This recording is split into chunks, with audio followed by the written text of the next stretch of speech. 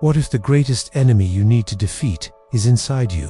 What if the cruelest prison has no iron bars but is built from the emotions you don't control? What if the most decisive battle of your life happens in silence, inside your mind, when no one is watching? There are men who rule nations, accumulate titles, and shape empires, yet they cannot govern their own anger. They don't know what to do with their own fear, and they crumble when the world stops applauding them. Meanwhile, there are others, unknown men, captives, forgotten by official history, but remembered by eternity, because they chose not to betray themselves. They lost everything: their homeland, their freedom, their youthful dreams, but they kept something inviolable, their essence. This video isn't about religion, it's about what transcends religion, the courageous choice to remain whole, even when everything around you collapses. Today, we won't talk about wars, we'll talk about mastery.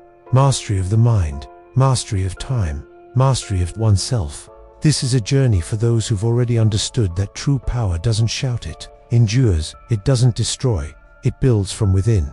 If you seek more than motivational quotes, if you seek wisdom that spans centuries, stay with me until the end and subscribe.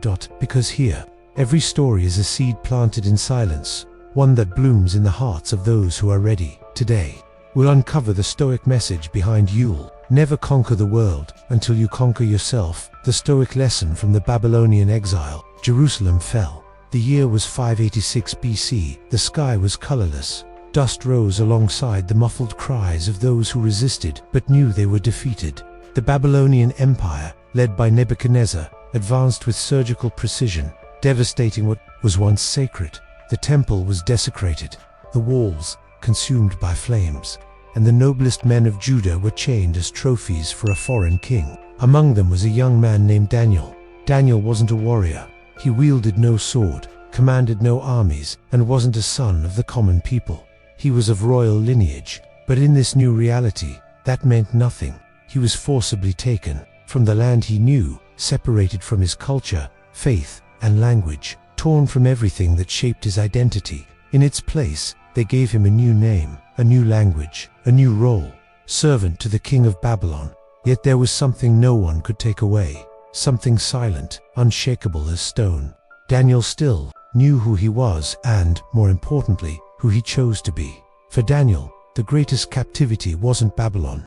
It was the constant threat of losing himself within, of allowing the new world to erase the old, of being swallowed by seductive comfort, by an adaptation that demanded too high a price. His soul, in the palace, nothing was lacking. Fine clothes, elite education, the king's food, all carefully designed to erase the past and mold a new grateful, efficient, a useful servant. And it was precisely there, in that deceptive luxury, that the first test arose. The food, it was just a banquet, but the banquet carried a subtle invitation. Forget who you were, become like us. What was a privilege to others was a silent test for Daniel, to eat or not to eat, to adapt or remain faithful to the invisible. Daniel refused, not out of rebellion, not out of arrogance, but because within him was a non-negotiable principle, a thin, almost imperceptible thread that kept him connected to his origin. He understood something many men, even in freedom, still failed to grasp.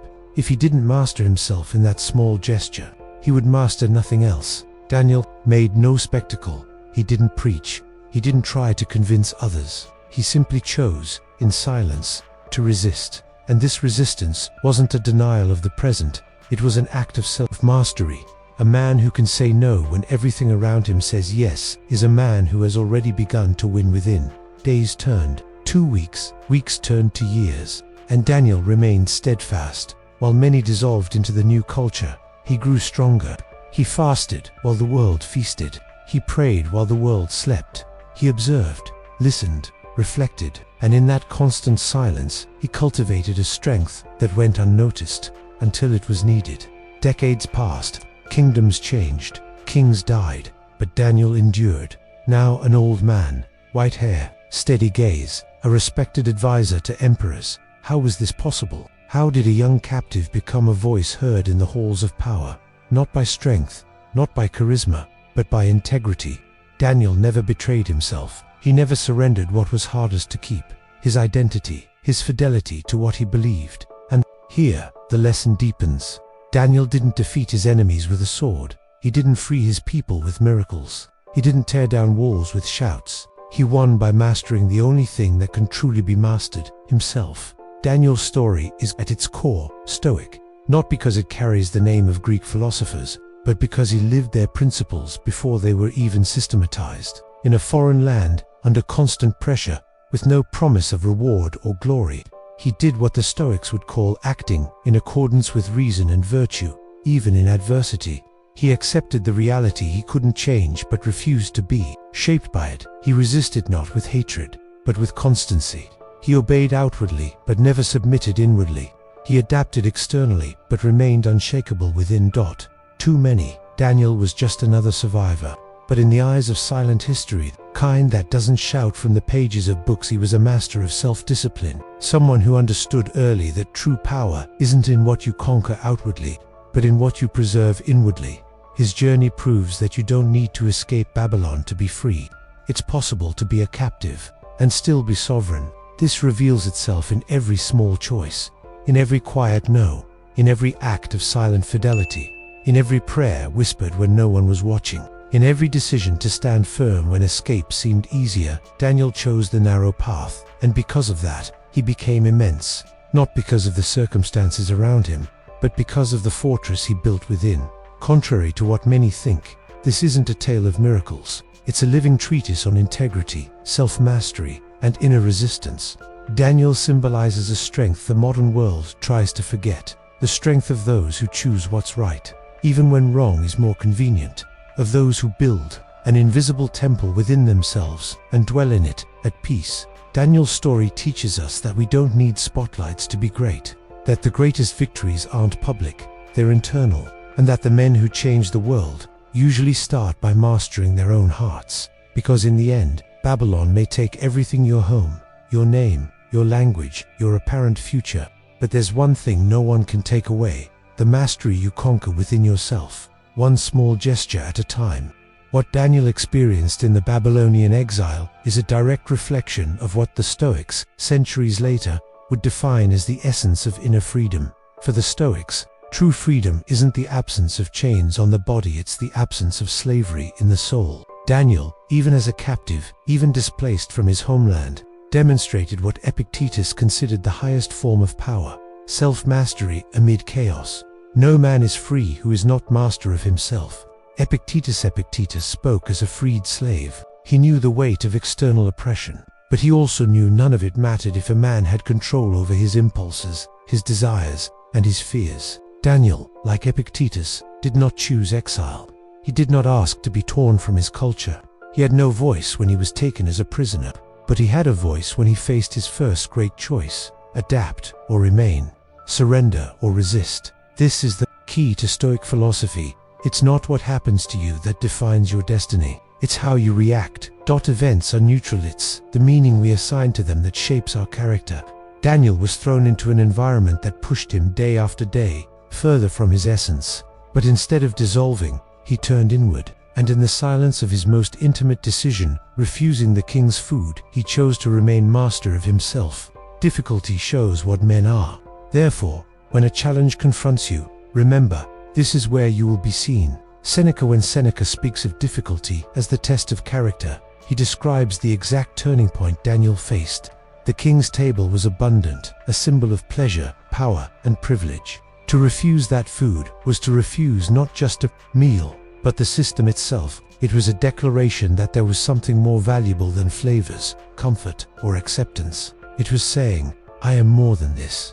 Seneca would call this voluntary discipline the deliberate act of relinquishing immediate pleasure for lasting integrity. Daniel trained his soul to endure, to remain sober even when everything around him encouraged indulgence. And this wasn't a rejection of the world, but an affirmation of deeper values. He didn't need the palace to feel worthy. His dignity came from within. Accept whatever happens as necessary. Nature does nothing in vain. Marcus Aurelius, the Stoic emperor, faced plagues, betrayals, and wars. And yet, he wrote with serenity about acceptance. To him, events beyond our control are part of a greater order, and the wise man's task is to accept them as inevitable lessons. Daniel, like Marcus Aurelius, could have raged. He could have cursed his fate, his lost land, his shattered dreams. But instead, he chose to forge himself within Babylon itself. Babylon was unjust. Yes, it was ruthless, destructive, crushing, but it was also the fertile ground where Daniel cultivated his wisdom. The ultimate proof that a man doesn't need ideal conditions to flourish. Virtue doesn't require gentle soil, it grows in the cracks of concrete, under the pressure of deserts, in the silence of exile. This is the virtue of resistance, not of pride, but of maturity. Not a resistance that shouts, that beats its chest, or seeks revenge, but an inner resistance, calm, unwavering, that knows who it isn't, therefore, doesn't need to prove anything to anyone. Daniel became great, not because he won external battles, but because he won the internal ones. And that victory, the hardest of all, is the one no empire can take away. What Marcus Aurelius called living in accordance with nature. Daniel practiced with faith, discipline, and presence. He understood that he couldn't control kings, but he could control his heart. That he couldn't avoid impositions, but he could decide how to live under them. This wisdom echoes across centuries and speaks clearly even today. You don't need to control the world to be free. You only need to conquer yourself. And are you living your own exile? There may be no soldiers surrounding you, no chains on your wrists. The city you live in may still stand, and no one may have given you a new name. But still, something in you feels you no longer belong where you are. Maybe your exile is emotional, mental, spiritual. Maybe you're living days where nothing makes sense, where answers don't come, where all that's left is to remain whole. Even if no one sees the effort. You don't need to be in Babylon to feel captive. It's enough to be in a job that demands everything from UX. That's what you truly have to give. It's enough to be in a house where people talk to you, but don't hear you. Or in a relationship where your peace is traded for the illusion of harmony. Sometimes prison smells like routine. It takes the shape of a screen. It speaks in the voice of expectation, and you feel you're always on the verge of breaking, not with the world, but with yourself. Have you ever asked yourself what you've traded for acceptance? What part of yourself are you about to sell, just to avoid rejection?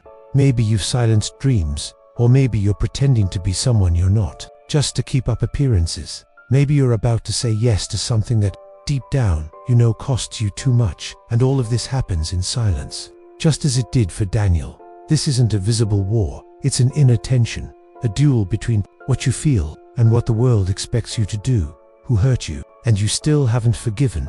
Who took something from you, and you still carry the weight of that absence. Maybe, like Daniel, you're standing before a banquet, an opportunity that seems irresistible, an invitation to adapt, to be accepted, to belong. But with it comes a demand. Forget who you are, and so the dilemma arises. If you give in now, what will be left of you later? Daniel could have bowed, he could have eaten. He could have become just another name in the crowd, but he chose self-mastery. He chose to keep the invisible thread that connected him to his essence. And that's what you, too, can choose even today. Even here, even in this very moment, you can choose to breathe. Instead of react, you can choose silence. Instead of shouting, you can choose to remain true to yourself. Even when everything around you pressures you to dissolve. Is this emptiness you feel a punishment, or is it a calling? Is this silence that unsettles you, your preparation? The greatest moments of formation don't come with applause. They come with waiting. With resistance, with small decisions made in the dark, with firm gestures. No one sees but that shape the person you're becoming. And maybe, like Daniel, you can't change your circumstances right now. Maybe you're still trapped in the Babylon around you. But remember, the prison may be geographical, but liberation is always internal. Your strength won't be measured by what you've gained, but by what you've refused to lose of yourself. You may be living a moment where everything seems suspended, where there are no visible victories, no rewards, but this could be the most important time of your life, the time when you're being forged. What kind of person will you be when all this is over? Will you look back with regret, or with serenity, knowing you chose to remain? That is the true victory, the one no one celebrates, but the one that changes everything. The man who masters his own spirit has already conquered the world before raising a single sword. This phrase isn't just beautiful, it's a mirror, a silent reminder that the greatest battles don't happen out there, they happen in here. Daniel faced king's death, decrees, false friends, immense pressure. But his greatest battle was against himself. He didn't surrender to the banquets. He didn't conform to the culture. He didn't trade his principles for comfort. And you, how many times has the world tried to buy your silence, your purity, your essence? Babylon isn't just an ancient city, it's a symbol of everything that tries to mold us, silence us, make us forget who we really are. But Daniel stood firm, and when he fell, it was only to his knees to pray. That's why he wasn't just remembered, he was immortalized, because integrity doesn't earn immediate applause, but it echoes for generations. If this story moved you, if at some point in your life you felt an inner struggle trying to keep your soul alive in a world that wants to steal it, then consider following this channel. Here, every video is more than just content. It's an invitation to look within, to remember who you are, even when the world tries to tell you otherwise. We don't offer magic formulas or shortcuts to happiness, but we give you something few still offer: real reflection, stories that unsettle and gently push you toward the best version of yourself. Share this video with someone facing their own Babylon, someone who needs to remember that staying whole is still possible. And remember, with the full weight of these final words, before you conquer the world, conquer yourself. See you in the next video.